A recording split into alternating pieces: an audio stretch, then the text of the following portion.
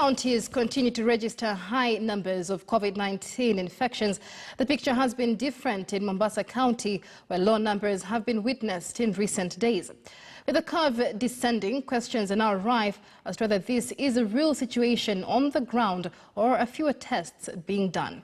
Let's link up with KTN News reporter Tobias Chanji, who is speaking with the Mombasa County Health Department Chief Officer Pauline Oginga for more details.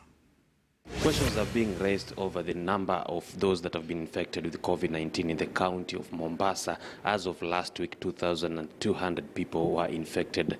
But we've seen these numbers drop, with some saying it might be flattening the curve of COVID-19, while others are insisting maybe something to do with the testing. But here with me is the Chief Officer in the Department of Health, that is Pauline Adipo, maybe to just give us an update of those that have been infected so far until yesterday, and also why is it so that we've been witnessing low numbers of those that have been infected with the COVID-19 of late.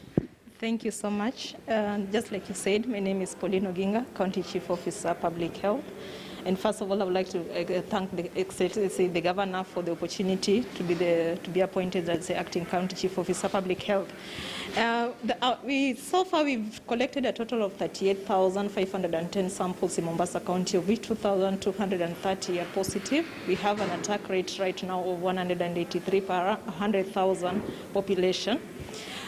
We've experienced some death, but like you said, it's not that the numbers are going low because of our testing rate, testing capacity or anything. Like I said before, we are currently doing mass targeted testing within the county, in that we are using our data to make decisions.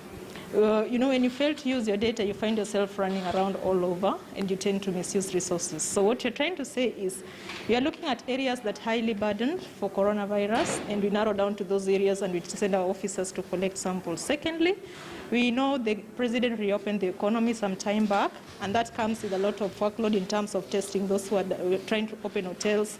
We are still testing truck drivers. And we've gone a step ahead to digitize our system. Currently, we're in the process of digitizing our system to make sure that we issue certification that has barcode.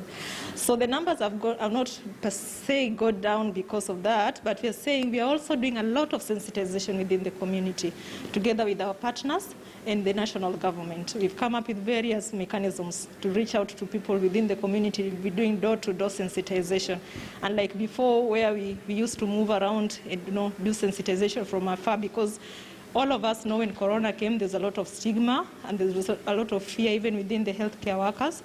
But over time, we've developed best approaches to use such that we're able to reach the community on a door-to-door basis using the gatekeepers. And by the gatekeepers, I mean we are working together with the interreligious organizations. We are working with our community health volunteers. We are working very closely with the Nyumba Kumis.